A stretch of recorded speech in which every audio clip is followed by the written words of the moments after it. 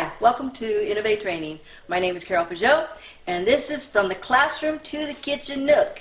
And we are on session 17 of our program here. And today we're going to talk about adding and subtracting fractions. We took a week off last week. Well, it's a new year and things are happening, but we are on the move again. So last week we introduced fractions. We talked about simplifying them, and we talked about the construction of a fraction, a numerator and denominator, as well as a mixed fraction. So we're going to talk a little bit more about that today. We're going to talk about finding a common denominator, and we're also going to talk about adding and subtracting fractions. So today we're going to do that. Next week we're going to talk about multiplying and dividing fraction, and then we're going to wrap it up. So next week we're going to end our math session of this because we're going to go on to other topics. So with no more ado to dare, however that saying goes, we'll get started. Okay, before we continue or get started with our fractions, I want to go over the questions I left you with last week. So I hope you did them, even though you may not have put them in the comments. I hope you at least attempted them. So last week I wanted you to do some rounding. And sometimes when we do some calculations in our calculator, we end up with numbers that look like this. So we need to round it off. So the first question, or the first two questions, they want you to round these two numbers to the nearest hundredths with the th at the end. So if you look at your numeric place value here, this is your decimal point right here, and then to the right of it we have the tenths, and then the next place would be the hundredths. So the place that they want you to, or I want you to, because I wrote the questions, the place that I want you to round it to is this place right here, the hundredths column. Okay? So, let's look at the first one. We have 54.864318. So I want to round it to where it only has this number, and it doesn't move on forward to that. So if you remember the rule of rounding, if the number to the right is lower than 5, what happens? What happens to this 6? Does it change at all? Yes or no? It goes up. The next number goes up. If it's less than 5? It still goes up. No. Oh, if less than 5, it goes down. It just drops. So it stays the same, and these numbers just drop off. Okay. So rounding this one to the nearest hundredths would be 54.86. Okay? Now this one, 341.9693. Now again, I want you to round it to the nearest hundredths place, which is right here. So the number to the right of it is greater than 5. So what happens to this 6 here? Does it go, do we drop off, or does it change? It goes up to a 7. It goes up to a 7. So these drop off, and this gets changed to a 7. Because if you look at it, 0.9698, whatever, this is almost 97. It's very close. Okay? So, like, for instance, if you had $341.97, you're only 3 cents off from having $342. Okay? Okay, the next question gives you a number, 413.0482. Now, the first question is, what number, that's what that stands for, by the way, pound sign, what number is in the thousandth place? The thousandth place, when we look over here, right, that's 3 to the right of the decimal point. So 1, 2, 3. So what number is in the thousands place? Number 8. That would be the 8. Okay?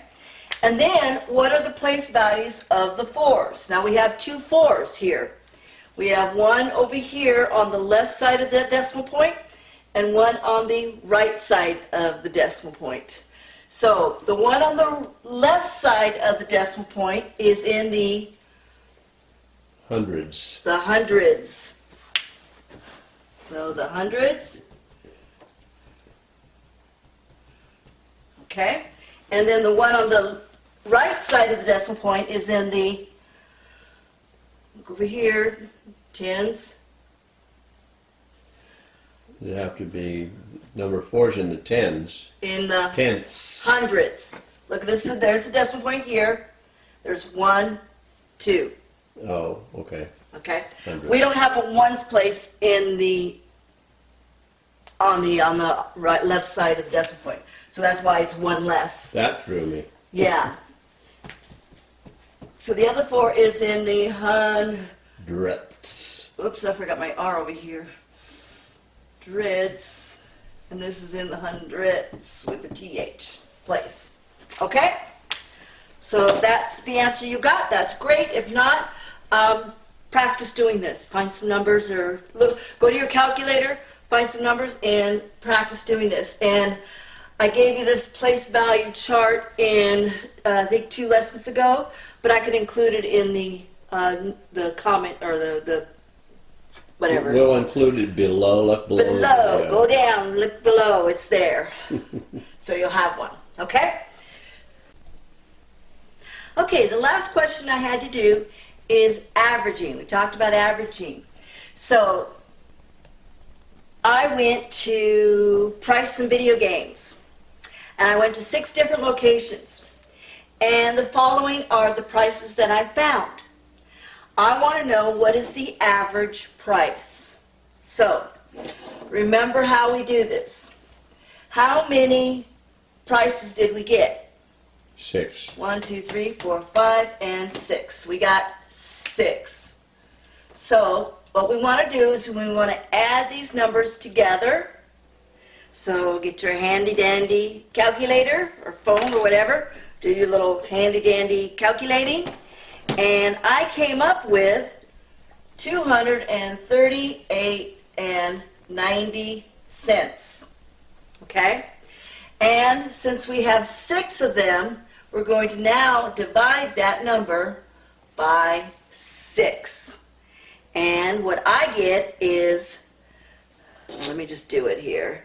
Divide by 6 equals, I get a number that looks like this. 39.81666667. Now, remember, whenever we're dealing with money, and that's what we're dealing with right now, we always round it down to the what place? Hundredth. The hundredth place, okay? So, 39.816666, this is 5 and up, right? So what happens to that 1? That 1 goes up to a 2. Goes up to a 2. Very good. So my average price is $39.82. So if you spent that amount for the video game, that's about the average of what you would pay for it. Okay? So that's why it's good to know the averaging. Okay, I'm going to give you some questions now that I'm not going to give you the answers I want you to work on. Okay, this is from what we talked about last week. I introduced fractions and we talked about the different types of fractions. We talked about a proper fraction, improper fraction, and a mixed number. So please tell me, not right now, don't tell me now, but tell me, write it down or put it in the comments, which of these is an improper fraction.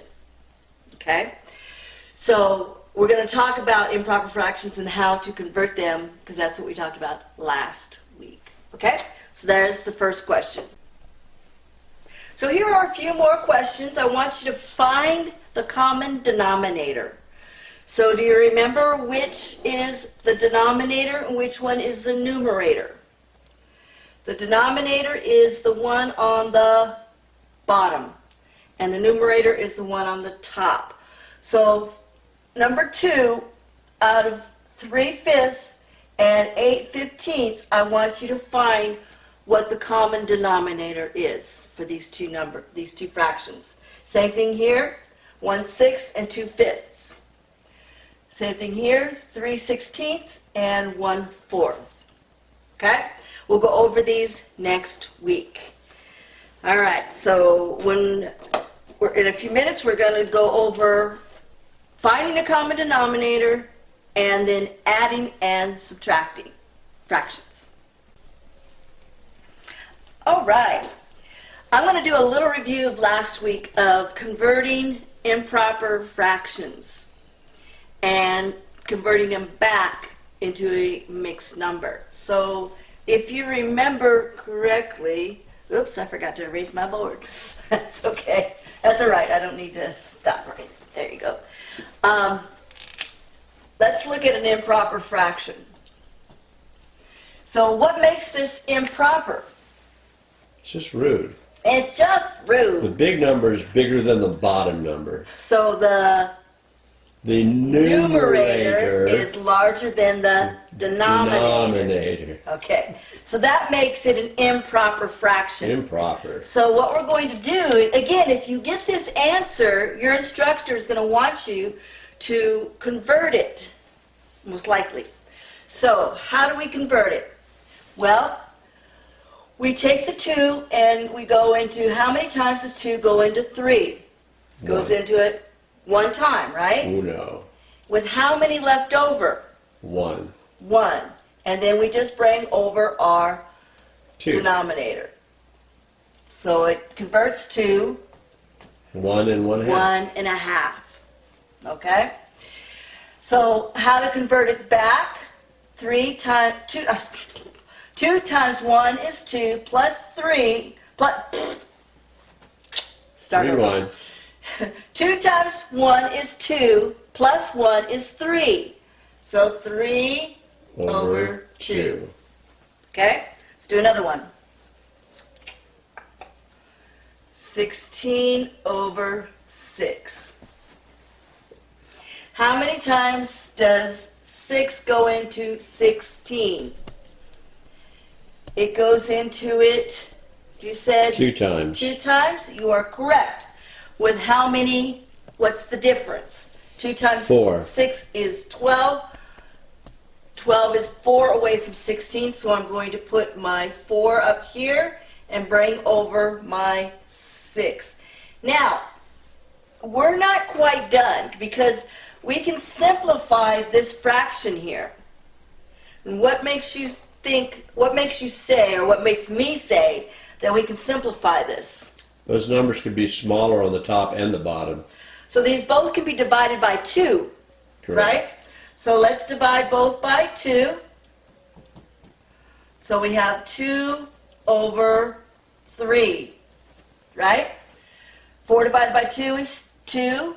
6 divided by 2 is 3. So the answer would be 2 and 2 and 2 2/3. thirds. Okay? All right. If you want to see that again, just rewind it, watch it again. Let's do one more while we're here. You said rewind. Rewind and whatever. Let's do this. 13 over 11. Okay. This looks it looks harder than what it is because sometimes when you get the bigger numbers, you go, oh, it's hard. No, it's not. 11 goes into 13 how many times? 1 time. 1 time. With how many left? 2. 2 over 11. Can I simplify this fraction any? I think you can. No, you can't. You can't. 11 can't be divided by 2. There's nothing that we can do to change it, so that is what it is. It's just stuff. So it's 1 and 2/11ths. Okay? So that is improper fractions.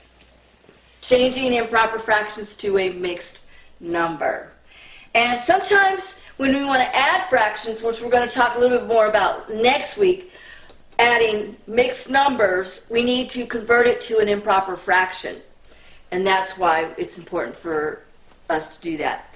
So, adding fractions. Before we can add or subtract fractions, we need to be able to have a common denominator.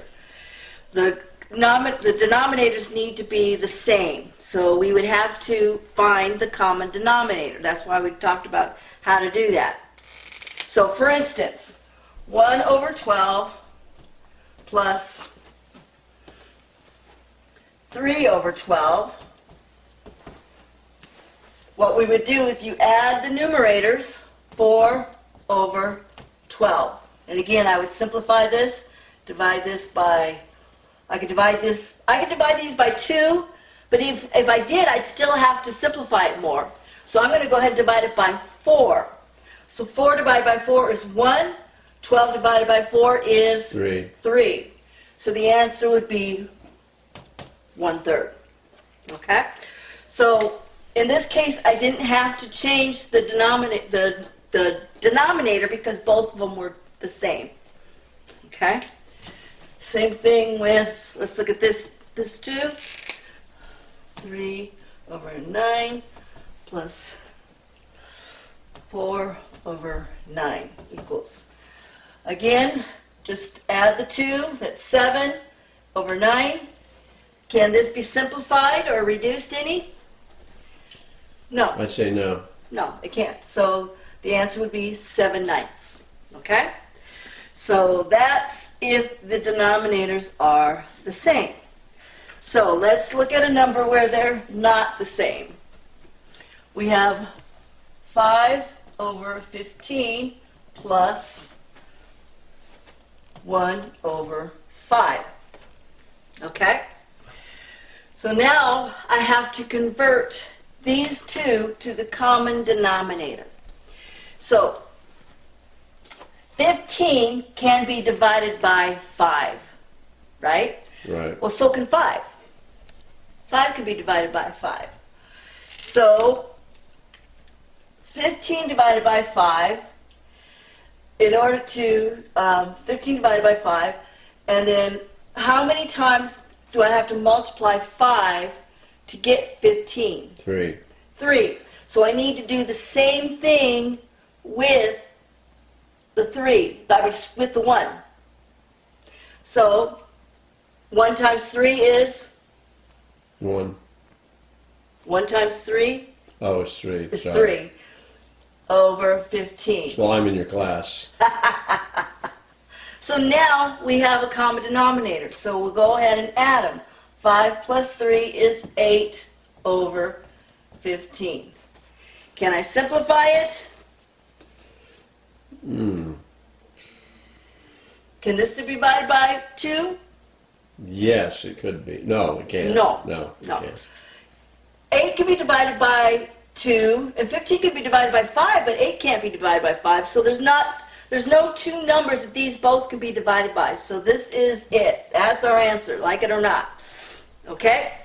So it's not that difficult. So we're going to go and do another one. 1/2 plus 3/4. Okay, so obviously we can't change this. We can't add this because they need to be the same. They need to be common denominators. So in order for this 2 to get to 4, how many times do I have to multiply it by? 2 times what equals 4? 2. 2 times 2. And then I have to do the same thing with the 1. So 1 times 2 equals 2. 2. So look what happens here. Oops. Is that a 4 on Whoops. the Is that a 4 on the bottom? 2, 4 plus 3, 4. Right? Okay. Bring it together. 5. Bring over the denominator. 4. Now, Can we simplify this? Yes, we can. Yeah, because this is an It's an improper fraction. So 4 goes into 5, how many times? 1, 1 with how many left over? 1. 1 over 4. Okay?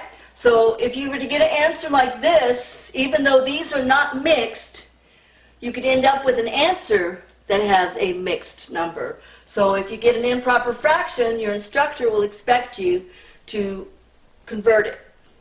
Okay? 1 1/4. All right. So let's do some subtraction.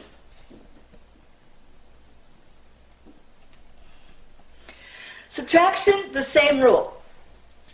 Okay, adding and subtraction is the same rule. So we have 3/4 minus 1/8.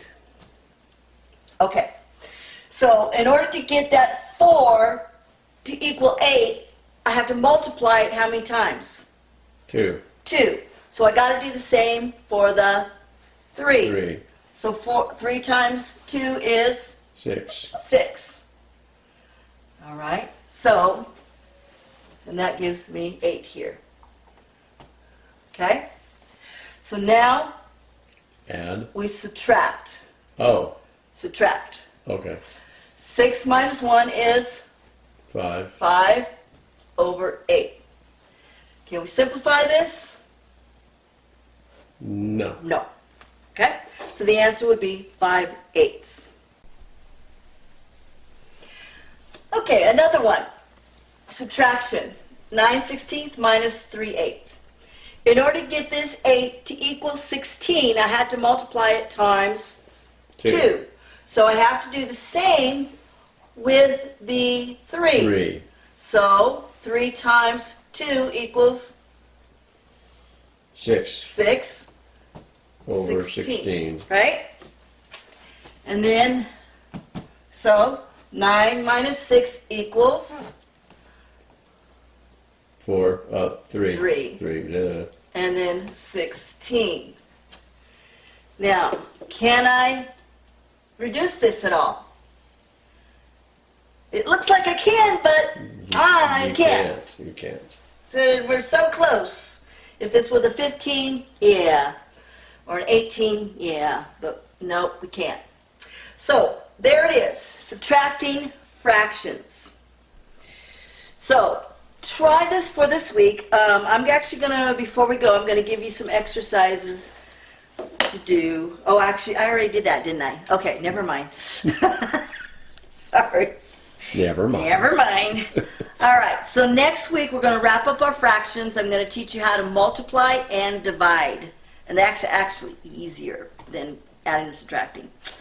And then we're going to take a break from math, and we're going to go on to other topics.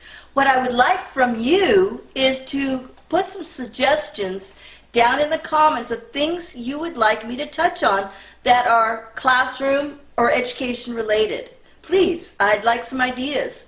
I'll gladly do the research and go over it with you. So please do that, and I will see you next time.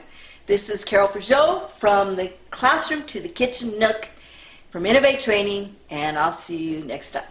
Bye-bye. Hi, this is Carol Peugeot, and don't forget to subscribe, to like, and to hit that bell because we got a lot of good stuff coming.